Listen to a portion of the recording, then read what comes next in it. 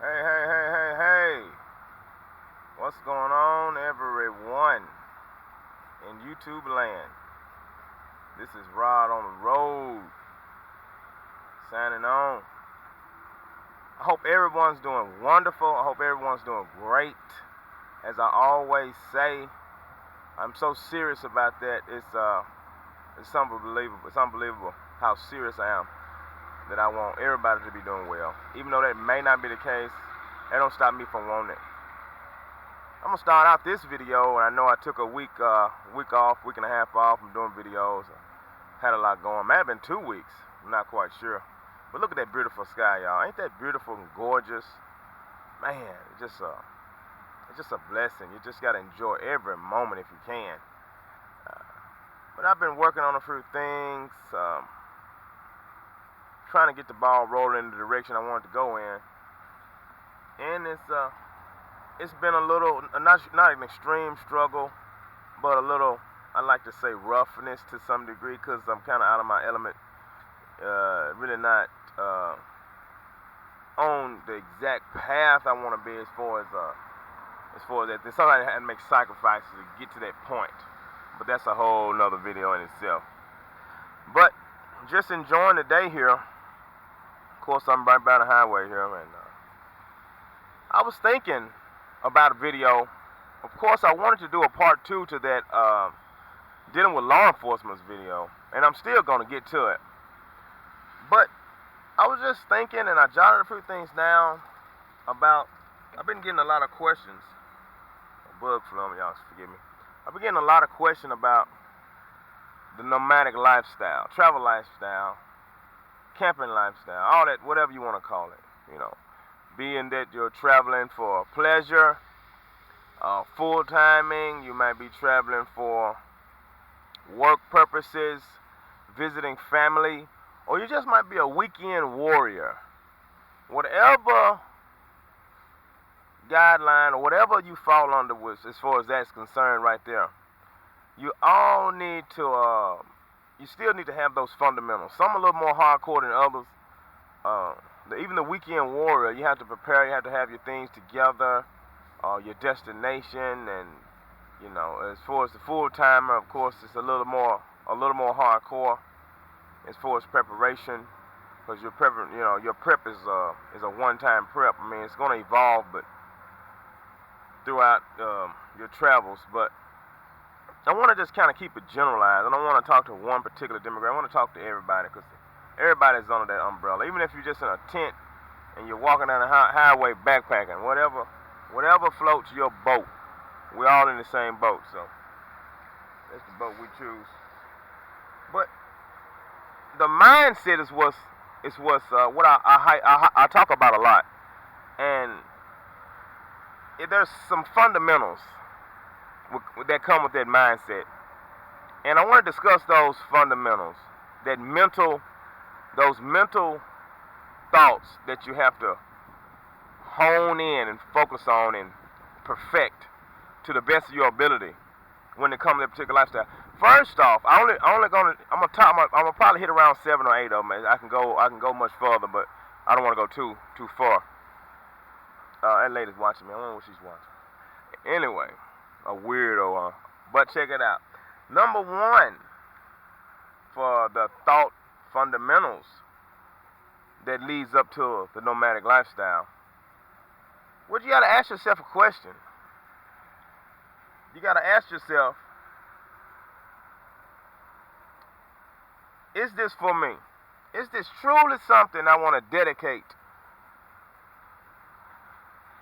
myself to?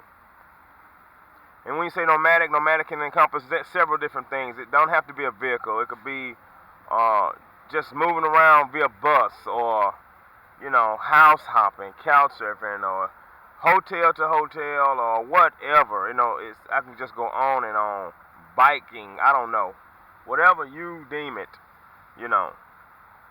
Of course, we do automobiles, some kind of mechanical, a vehicle, be it a mobile home, RV, van, some cars.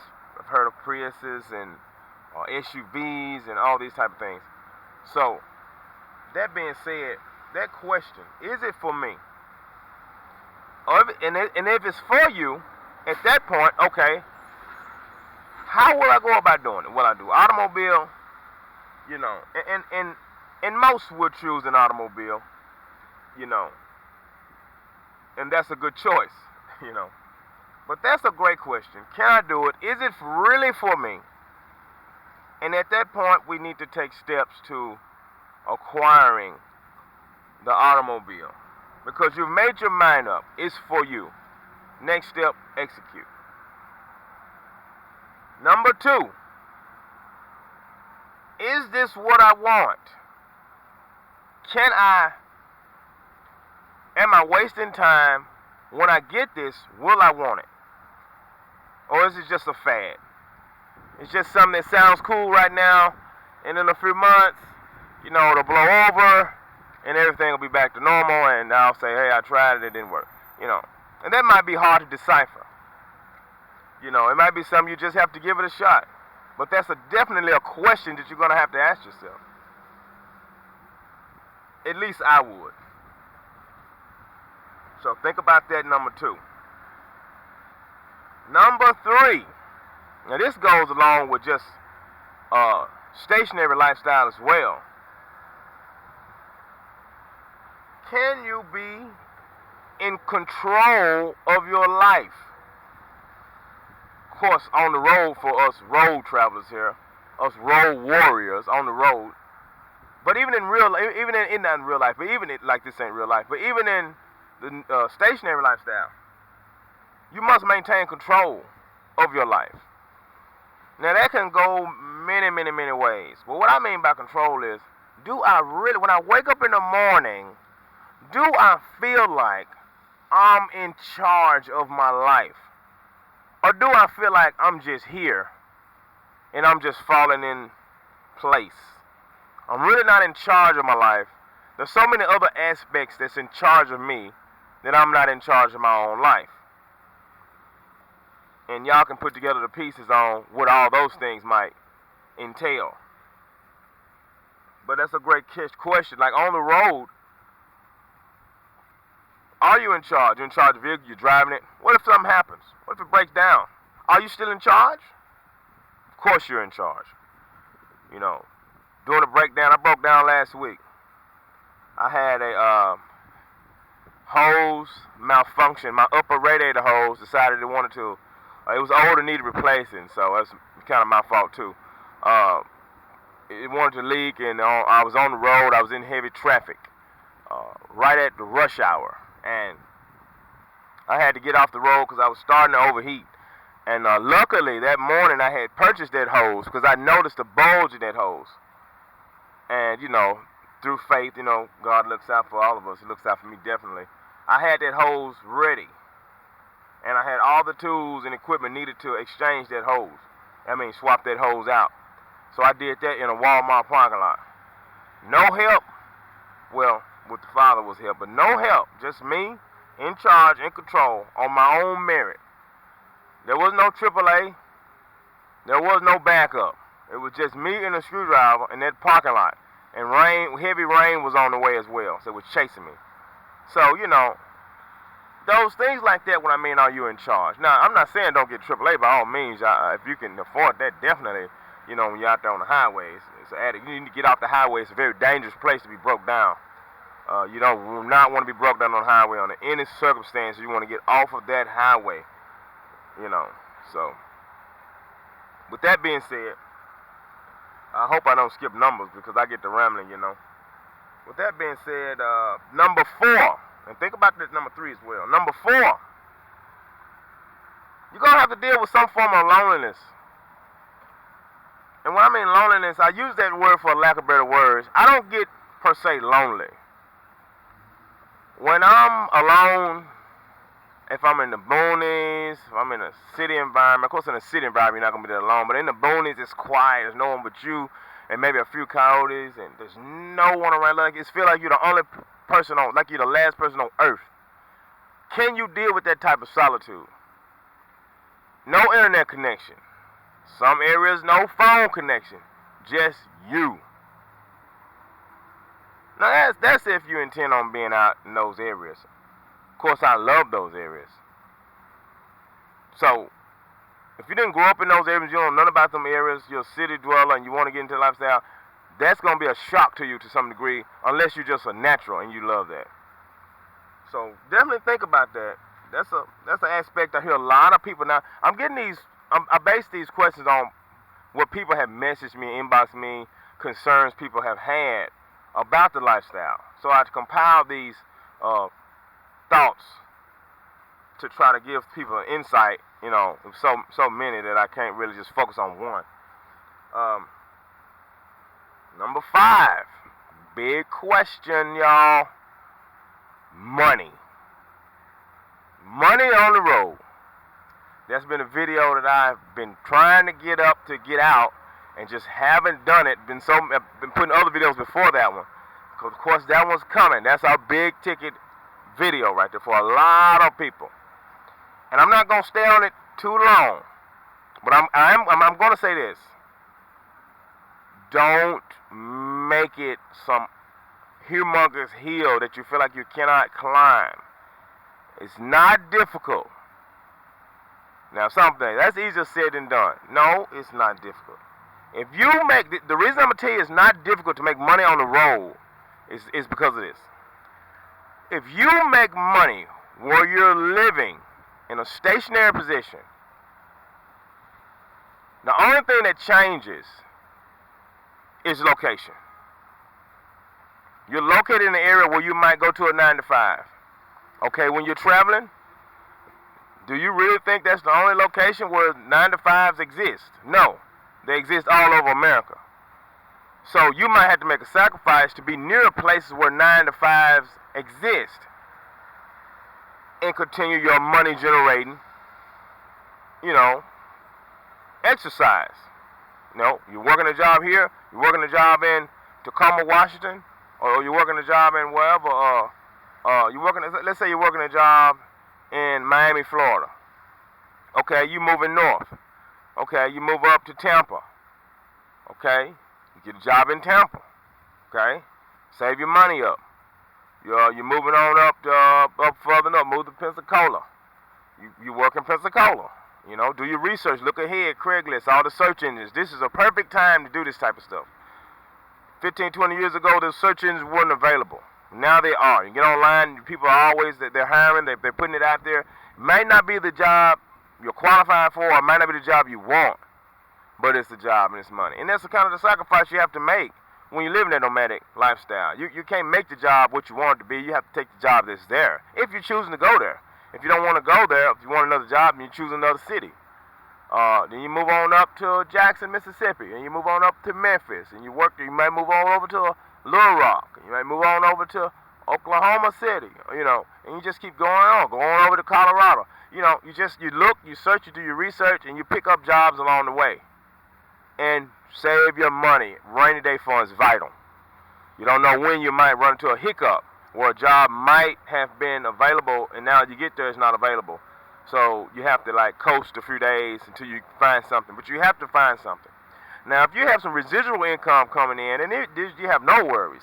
You know, even I always recommend some form of residual income, some other form besides work, if possible, to help get you over that hump.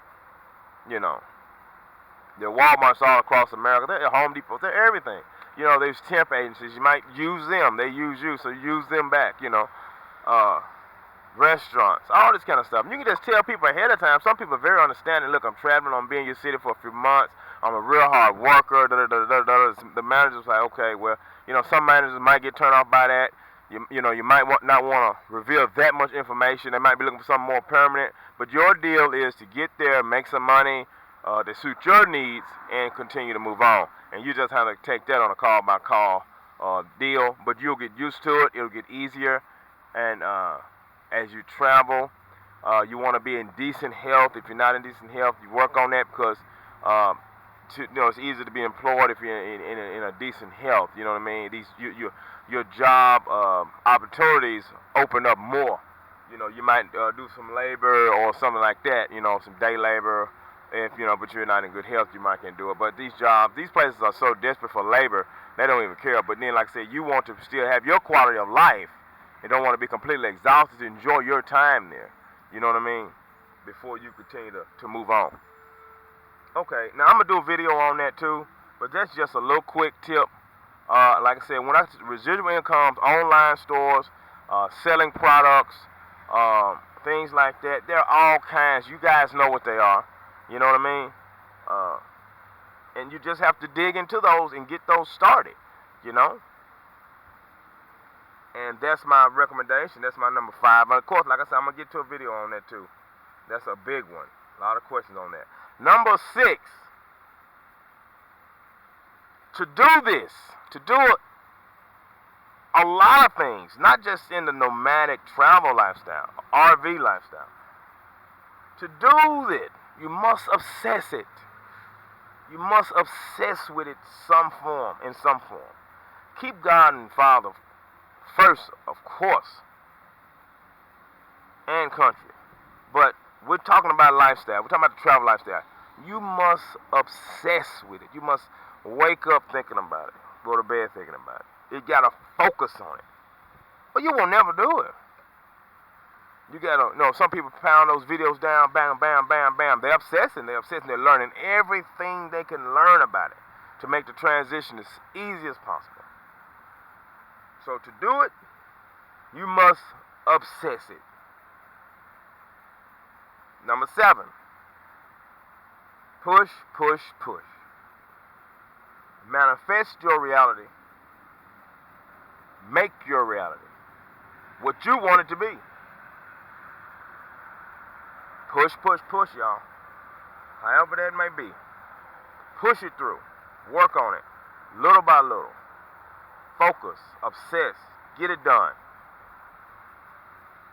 And that's pretty much it on those 7 fundamentals. If you get your mind into those 7 fundamentals of thinking, you will have success in this particular lifestyle.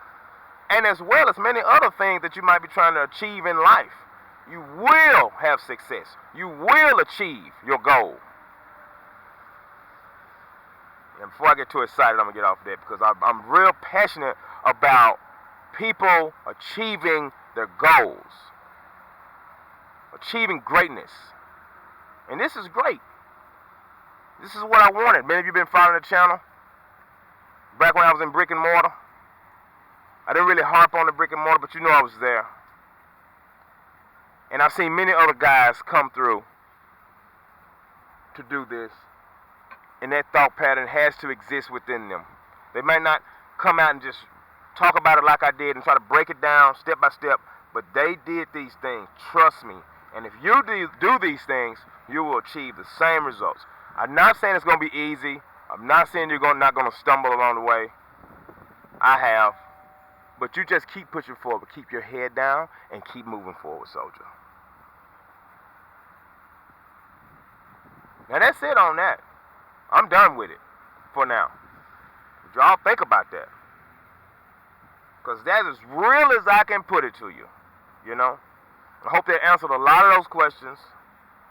You know, I've been getting some great tips from people, absorbing these information. I was inboxed by Reverend David Ham the other night, and he gave me a lot of great tips. I wrote those things down, actually, but I was going to relay some of those out to y'all. And of course, like I said, this video is not going to be the only video like this. When we get back around to something like this, similar, not in the same form, but I'm going to relay some of those tips I compiled from people out there that have great insight, not as well as myself, you know, and a mass of others. But that's it for the 7 fundamentals. The thought processes to achieve greatness in nomadic living, nomadic lifestyle, RVing, travel, and just general accomplishments. Well, all right, let's do a few updates. Hey, I know y'all hadn't seen the van in a while. The inside is not perfect, but let's take a peek inside. Oh, there we go. I hope y'all can see this. It's kind of dark in there. That's that little table that I had. It's repurposed, and got the couch area up. Of course, that got me some 6-gallon water container. That's plenty of water. Plus, I got a 5-gallon under the sink. I don't know if y'all can see the cook station right behind the sink. General cabinetry area right there. And another general cabinet area right there. I call it the pantry. It houses food items. Of course, the table got 4 good cup holders. Fit McDonald's cups, great. Put some ice in it, good water. Woo, distilled water is good to go. And there's my 2 benches that converts down to a bed. 1, 2, 3, sleeping for 3 right there. Or if you convert it to a bed, it's much bigger. You can bounce all around in it, but you take up a lot of space. And of course, I got too much stuff in here as usual. I got my Smoker Joe Weber, my grill, you know, my blanket, and you know, this, that, and the other. And I got my fishing pole up there, my telescopic fishing rod.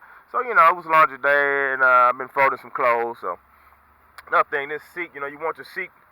This is things I just keep in the seat. Get a passenger, I can easily remove that, and I can easily get that seat clear. Hey, here I am, it's my face. No, normally I show my face, but that video I just wanted to. Didn't want everybody focusing on my face. I just wanted to want people to absorb that information. But a few updates. I really hadn't done anything. I got that new radiator hose put on. I really hadn't no big ticket items, but I got this front bumper thing. I hope y'all like this. It's all aluminum. Hope y'all can see it. It's all aluminum. I had to like kind of, it came off of Sienna. It's repurposed, salvaged. It's that 3-inch aluminum bar. Of course, it got steel brackets. The 2 bottom brackets, I gotta install them. Just some Home Depot brackets and stuff. And I was gonna rhino line it black, and this right here, which I got a lot of chipping right here. It's gonna rhino line that black too, or you know, the truck bed spray stuff. But I don't know. I don't know. Give me some tips on what I'm gonna do. I got the truck bed spray stuff, but I just hadn't did it yet. I was on Facebook. Y'all go to Facebook, Ramon Reddick at Facebook. That's Ramon Reddick. It's REMONE REDDICK at Facebook.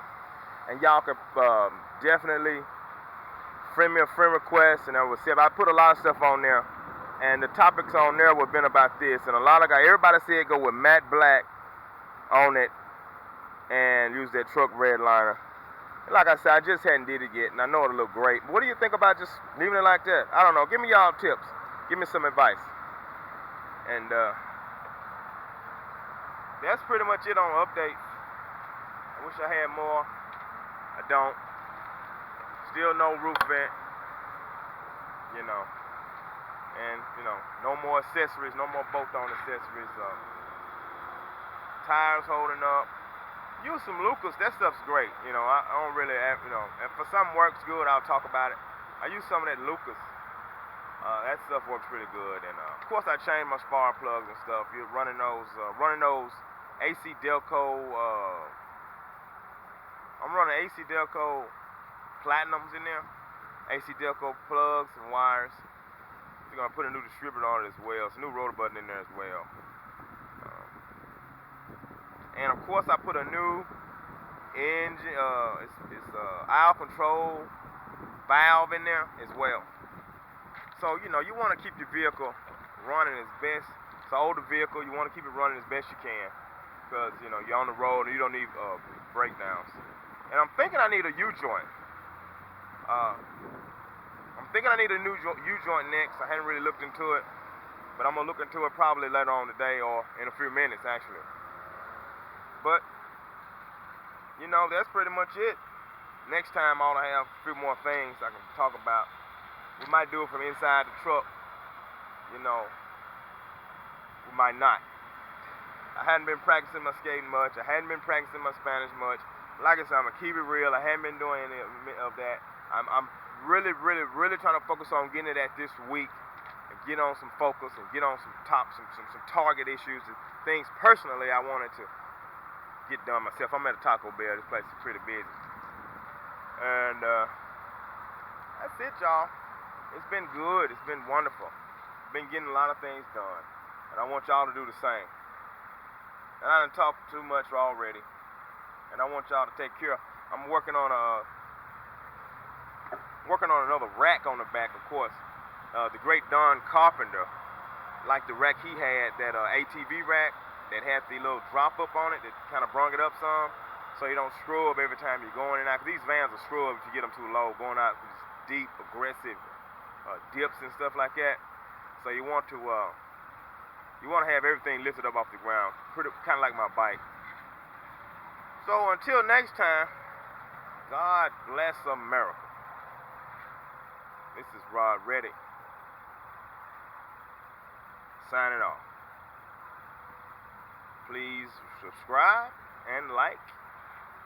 We're going to continue this mission on. We're going to keep pushing forward together. I can't say it enough. God bless America. Subscribe. Go to Facebook. Send me a friend request as well. Until next time, YouTube. We'll see you.